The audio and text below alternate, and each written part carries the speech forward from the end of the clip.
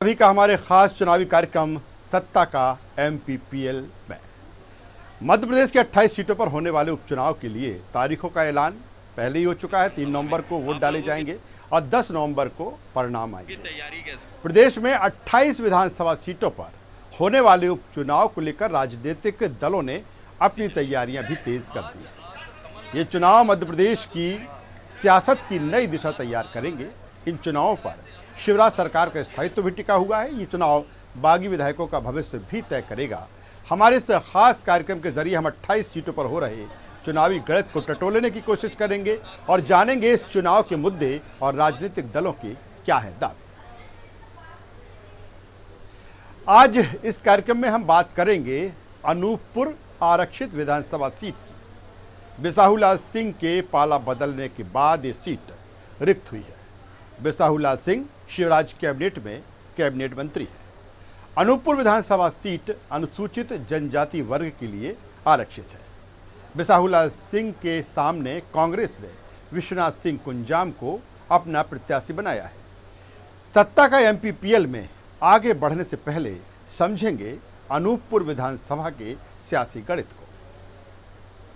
अनूपपुर विधानसभा seat का सियासी गणित। कुल मतदाता 1,69,040, पुरुष मतदाता 86,716, महिला मतदाताओं की संख्या 82,321, अन्य मतदाता 3, एससी, एसटी, ओबीसी व अन्य जातियों की निर्णायक भूमिका। अनूपपुर विधानसभा सीट की अगर बात करें तो इस बार मुकाबला सीधे तौर पर बीजेपी और कांग्रेस के बीच है। 2018 विधानसभा चुनाव में बिसाहूलाल सिंह ने कांग्रेस की टिकट पर चुनाव जीता था। उन्होंने बीजेपी प्रत्याशी रामलाल रौतेल को 11,561 मतों से हराया था। इस बार बिसाहूलाल सिंह बीजेपी की टिकट पर मैदान में है। वहीं दूसरी तरफ कांग्रेस ने विश्वनाथ सिंह कुंजाम को मैदान में उतारा है। विस्तार से जानते हैं इस सीट की तासीर को। प्रदेश में 28 सीटों पर हो रहे उपचुनाव में अनूपपुर विधानसभा सीट भी शामिल है। अनूपपुर पिछड़ा क्षेत्र है और हमेशा से ही यहाँ विकास की दरकार रही है।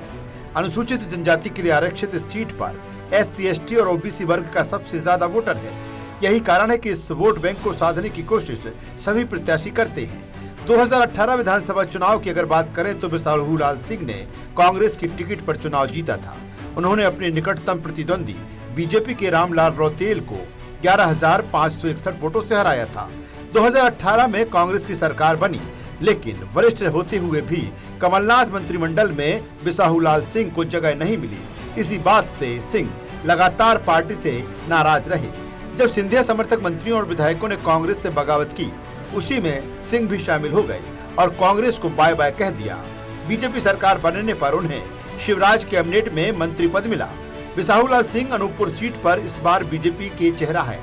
2018 में कांग्रेस के उम्मीदवार के रूप में बिसाहूलाल सिंह को 62,770 वोट मिले थे, जबकि बीजेपी के रामलाल रौतेल को 51,209 वोट मिले थे। इस गणित से बिसाहूलाल सिंह ने 11,561 वोटों से चुनाव जीता था। अनूपपुर की अगर बात की जाए तो शहरी और ग्रामीण दोनों क्षेत्रों की जनता मूलभूत समस्याओं से जूझ रही है।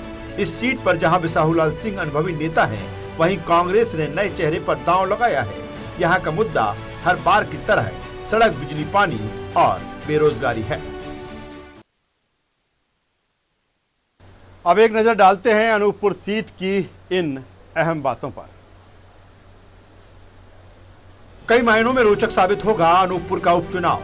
बीजेपी कांग्रेस में इस सीट पर सीधा मुकाबला। अनुसूचित जनजाति वर्ग के लिए आरक्षित है सीट। बिसाहूलाल सिंह के पाला बदलने से रिक्त हुई सीट। कांग्रेस छोड़ बीजेपी का दामन थामा बिसाहूलाल सिंह ने। शिवराज कैबिनेट में मंत्री हैं बिसाहूलाल सिंह। 2018 का चुनाव कांग्रेस की टिकट पर जीता था। बीजेपी के रामलाल रौतेल को 11,561 मतों से हराया था। सिंह को मिले थे 61,770 वोट, जबकि बीजेपी के रामलाल रौतेल को मिले थे 51,209 वोट। एससी, एसटी और ओबीसी वर्ग का इस सीट पर दबदबा। कांग्रेस ने विश्वनाथ सिंह कुंजाम को मैदान में उतारा। नए चेहरे पर कांग्रेस ने खेला दांव। सड़क, बिजली, पानी, बेरोजगारी बड़ी समस्या। यही सीट पर अहम मुद्दा। पार्टी बदलने का मुद्दा भी इस सीट पर। जनता एक बार फिर वोट करेगी। जनता क्या सोचती है इस चुनाव को लेकर, किस आधार पर वो वोट करेगी और क्या है इस क्षेत्र की बड़ी समस्याएं। अनूपपुर की कहानी, जनता की जुबान। आम जनता के लिए बहुत कुछ करने का है। ठीक है, जैसे कि बेरोजगारी सबसे बड़ी समस्या हो गई है कोरोना के इस काल में। तो इस पर सरकार अभी फिलहाल कुछ भी नहीं लग रहा है कि कर रही है। देखिए, अगर अनुभव की बात करें तो बिसाहू लाल जी को एक बहुत पुराना और राजनीतिक अनुभव है, तो वो अपने राजनीतिक अनुभव का लाभ उठाना चाहेंगे और जनता अब जिसे समर्थन देती है निश्चित रूप से वही विजय होता है। उन सब चीज़ों को भूलकर एक बार और मौका मिला है वोट डालने का, तो इस चांस की हमारी प्राथमिकता यही रहेगी कि जो विकास की बातें करे और जिसमें सत्यता दिखाई दे, कोई दगा ना हो, ऐसी पार्टी को चुनकर हम विकास के साथ जाना चाहेंगे। विकास के मुद्दे पे, क्योंकि विकास के मुद्दे पे इसलिए देंगे कि हमारे अनूपपुर विधानसभा के कैबिनेट मंत्री श्री बिसाहू लाल सिंह जी मिनिस्टर होने उनके मंत्री बनने पर विकास तो होना ही है, और सरकार भी बीजेपी की है। देखिए, नेताओं द्वारा वादे किए जाते हैं, आश्वासन दिया जाता है, पर नेताओं को चाहिए कि ये वादे जो वो करते हैं जनता से उनको धोखा न दें, बल्कि उनके जो वादे किए हुए हैं वो वादों को अपना पूरा करें, ताकि जनता का अपनी चुनी हुई सरकार पर विश्वास बना रहे। अधिक कुछ मुश्किल से कहा जा सकता है किसकी हार होगी किसकी जीत होगी, दोनों टक्कर पे चल रहे हैं। देखिए, विश्वनाथ जी तो अभी पहले जितनी मुझे जानकारी है एक सरपंच स्तर से उठकर जिला पंचायत सदस्य आज कैंडिडेट बने हैं कांग्रेस के। मतलब एक जमीनी कार्यकर्ता मैं मानता हूं उनको, और निश्चित ही यदि उनको पार्टी ने उन पर भरोसा जताया है, आदरणीय कमलनाथ जी ने जताया है भरोसा, तो निश्चित ही उनको अपने वादे पे और अपने काम पे खरा उतरना पड़ना चाहिए। कांग्रेस का प्रचार प्रसार हर बार होता है, कोई विषय नहीं रहता, अपने लिए कोई मुद्दा नहीं है। भारतीय जनता पार्टी के कार्यकर्ता बूथों तक है, बूथ बूथ प्रभारी बने हुए हैं। एक हर बूथ में हमारे 20-25 लोग की टीम है जो हमारे पूरे नीचे तक भारतीय जनता पार्टी का कार्य कर रहे हैं। वो अपना चुनाव लड़ रहे हैं, हम अपना लड़ रहे हैं। और जहाँ तक हमें पता है कि आम जनमानस माननीय शिवराज जी को, बिसाहू लाल जी को प्यार और वहाँ देने के लिए खड़ी है कि जैसे आए हम जाके कोई वोट में कदम छाप का बटन दबाएं। पढ़ी लिखी महिलाएं हैं, उनके लिए रोजगार मिले उनको और अपने क्षेत्र का विकास हो, ये सब चाहते हैं हम उनसे। अनूपपुर की कहानी, जनता की जुबानी हमने अभी सुनी। चुनावी जंग है, जाहिर है तमाम तरह के वादे दावे प्रत्याशियों के यहाँ होंगे। अब दोनों ही दल, चाहे बीजेपी हो कांग्रेस हो, किसे आधार बनाकर वोट मांग रहे हैं या क्या कुछ विजन है इस क्षेत्र को लेकर उनका, ये भी हम आपको सुनवाते हैं। उम्मीदवार चुनाव में लड़ता है, चुनाव संगठन होता है और भारतीय जनता पार्टी के संगठन हमारे जिले में बूथ स्तर से लेकर मंडल स्तर से लेकर जिला स्तर तक सभी तरह के इन लोगों ने बैठकें कर दिया। हमारे कार्यकर्ता पूरे समर्थन के साथ गांव-गांव तक पहुंच चुके हैं और सब लोग काम कर रहे हैं। मैं भी जगह जगह जाके ग्रामीण जनों से मिल रहा हूँ और हमें भारी समर्थन मिल रहा है। यहाँ तो कांग्रेस पार्टी का कोई नाम नहीं और न उनका कोई त्यागी है। आज कमलनाथ जी के साथ का रेला जो दिख रहा है, ये तैयारी की बात बता रहा है कि किस तरह से अनूपपुर विधानसभा क्षेत्र का एक एक युवा कार्यकर्ता, एक एक महिला, एक एक किसान भाई, एक एक आदिवासी भाई शिवराज सिंह सरकार को जो छल कपट से खरीद करके सरकार बनी है उसको गिराने के लिए आतुर है। आज मैं अपने अनूपपुर विधानसभा क्षेत्र के लोगों का धन्यवाद करना चाहता हूँ। आज आप लोगों ने भी देखा भारी उत्साह है हमारे कार्यकर्ताओं में, जनता में, और निश्चित रूप से आने वाली 3 तारीख को ये सभी वोटों में परिवर्तित होंगे और हमारा प्रत्याशी भाई विश्वनाथ सिंह 25,000 सुपर वोट से जीतेगा।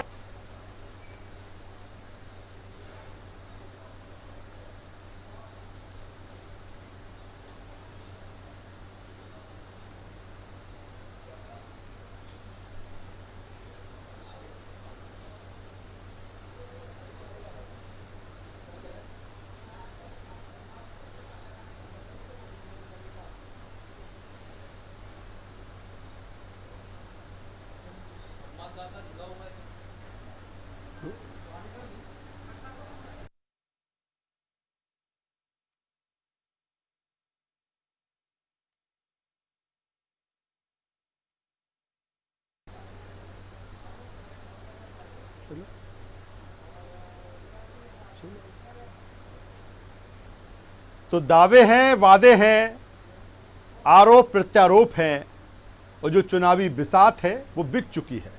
हमने जिस तरह से बीजेपी और कांग्रेस के कैंडिडेट को सुना, अपने अपने दावे कर रहे हैं, जीत के प्रति आश्वस्त हैं और प्रजातंत्र में, लोकतंत्र में यही होता है, जब तक चुनाव नहीं हो जाते, वोट नहीं डाल दिए जाते, उनके परिणाम नहीं आ जाते, तब तक हर किसी को रण में कोई भी हो पूरी तरीके से वो आश्वस्त रहता है और आश्वस्त रहना भी चाहिए और जीत के दावे भी होते हैं और जीत के दावे होना ही चाहिए। अमित गुप्ता ज़्यादा जानकारी के साथ सीधे हमसे जुड़ रहे हैं, उन्हीं से जानते हैं कि अनूपपुर इस समय किस रंग में रंग चुका है। अमित, जिस तरह से आपने अनूपपुर की जनता से बातचीत की, प्रत्याशियों के मूड को जाना कि आखिर क्या दावे वादे वो कर रहे हैं इस चुनाव को लेकर, मैं आपसे जानना चाहता हूं कि चूंकि अब समय नज़दीक है, 8 तारीख हो चुकी है, 8 अक्टूबर, और 3 नवंबर को वोट डाले जाएंगे, किस तरह का चुनावी रंग अनूपपुर में दिख रहा है? और अनूपपुर की हम बात करें, पिछड़ा इलाका है, तमाम तरह की विकास की दरकार इस क्षेत्र को है, किस तरह के समीकरण दिख रहे हैं आपको वहां पर? यहाँ भी बीजेपी ज्यादा लहर चल रही थी, लेकिन कल जिससे कमलनाथ की आम सभा हुई है, सबसे थोड़ा सा जो है परिवेश वो बदला हुआ। हमें जनता क्या कह रही है? 2 साल के भीतर एक बार फिर वोट डालेगी, जनता का मूड क्या है, क्या चाहती है जनता अनूपपुर के लिए? और अभी तक तमाम तरह के वादे दावे हुए, कई चुनाव हुए, अनूपपुर को जो मिलना चाहिए था वो मिला, जनता का मूड क्या है? जनता का मूड तो ये था कि 4 साल पूरी सरकार चलती जी, लेकिन बिसाहू लाल जी जिन्होंने कांग्रेस छोड़ भाजपा ज्वाइन कर ली,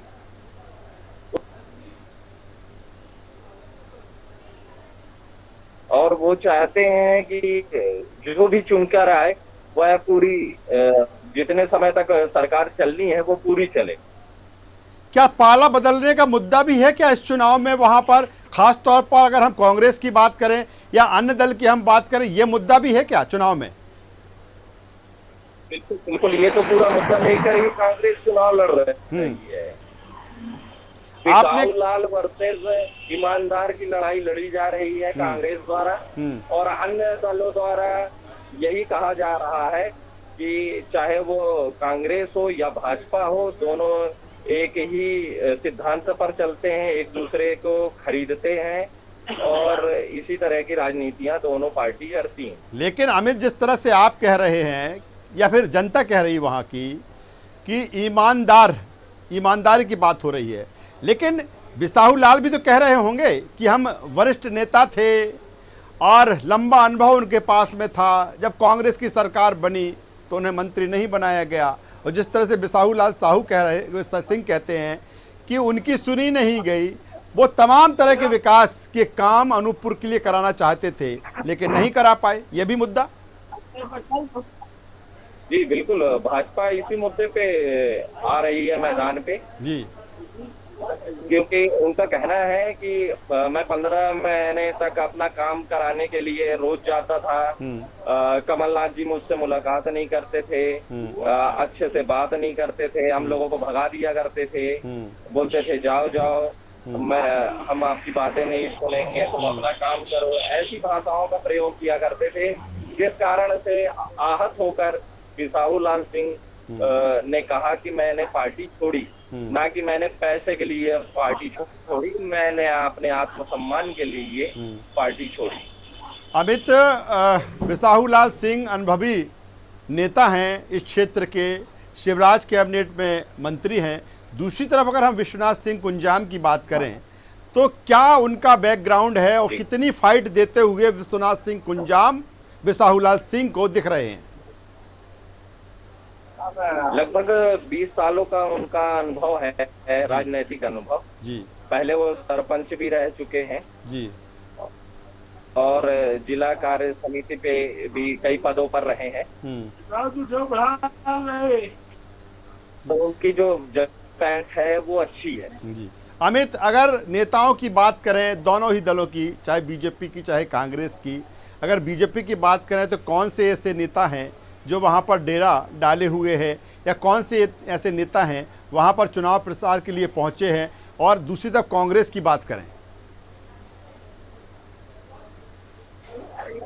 अभी जो बीजेपी की तरफ से अभी जो लिस्ट आए हैं 10 तारीख को फिर से शिवराज सिंह चौहान जी आने वाले हैं अनूपपुर विधानसभा क्षेत्र में, और उनका कार्यक्रम है जी। लगभग भाजपा की तरफ से केंद्रीय स्तर पर जो भी मंत्री हैं वो लगातार आते जा रहे हैं जी, और चुनाव प्रचार कर रहे हैं जी। अमित, कोरोना काल है, कोरोना काल को लेकर तमाम तरह की गाइडलाइन चुनाव आयोग ने दी है। अनूपपुर की बात करें तो क्या कोरोना गाइडलाइन का पालन होता दिख रहा है वहां पर? बिल्कुल भी नहीं। राजनीतिक दलें जो भी हैं, चाहे वो कांग्रेस हो, भाजपा हो, गोंडवाना गणतंत्र पार्टी हो या निर्दलीय हो, कोई भी हो जी, वह किसी भी प्रकार की कोई भी गाइडलाइन फॉलो ही नहीं करती जी। आपने अमित भीड़ आती है, एकत्रित होती है जी। अमित, आपने गोंडवाना गणतंत्र पार्टी की बात की। बीजेपी कांग्रेस के अलावा क्या तीसरी पार्टी गोंडवाना गणतंत्र पार्टी है जो कहीं ना कहीं इफेक्ट डाल सकती है बीजेपी कांग्रेस के वोट बैंक पर, या फिर और कई प्रत्याशी यहाँ पर हैं? चार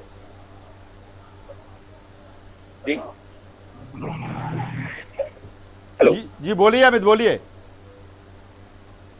गोंडवाना गणतंत्र पार्टी जो है हर बार की तरह 4 या 5 हजार वोट निकालने में कामयाब होती है जी, और लगभग 10 या 11 हजार वोटों से हार जीत का यहाँ निर्णय होता है जी। तो चलिए अमित, बहुत शुक्रिया इस तमाम जानकारी के लिए। तो अनूपपुर की जो चुनावी बिसात है वो बिछ चुकी है, चुनावी रंग अनूपपुर में दिखने लगा है, और दोनों ही प्रत्याशी चाहे बीजेपी के हों चाहे कांग्रेस की, इसके अलावा गोंडवाना गणतंत्र पार्टी भी मैदान में है। पूरी तरीके से चुनावी समर अनूपपुर का दिखने लगा है। इस विधानसभा में किस तरह चढ़ रहा है चुनावी रंग, और माहौल भी जिस तरह से यहाँ पर साफ तौर पर देखने को मिल रहा है, देखना होगा अनूपपुर की जनता का आशीर्वाद किसके साथ होगा। ये तो चुनाव के बाद उसके परिणाम बताएंगे, लेकिन इतना जरूर है कि यहाँ मुकाबला दिलचस्प और रोचक होने वाला है। सत्ता का MPPL की इस खास पेशकश में आज बस इतना ही। कल फिर आपसे रूबरू होंगे एक नई विधानसभा की चुनावी पड़ताल के साथ। तब तक के लिए दीजिए हमें इजाजत। नमस्कार। खबरों का सिलसिला लगातार जारी है। इस कार्य